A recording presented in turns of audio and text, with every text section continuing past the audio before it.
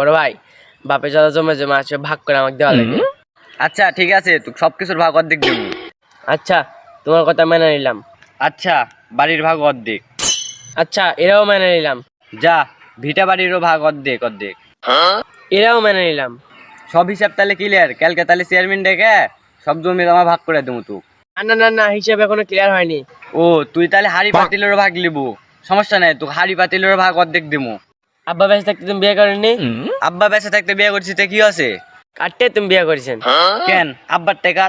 আব্বার টাকা বিয়ে করেছেন, তোমার বইয়ের অর্ধেক ভাগ চাই আমার। সি সি, এই হারামজাদা কয় কি? হারামজাদা তোকে আমি মার্ডার করে হালামু।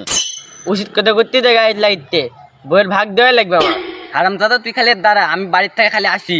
না না, আমি তো মেয়ের ভাগ চাই না, আমি তো বইয়ের ভাগ চাইছি। আসসালামু আলাইকুম এভরিওয়ান।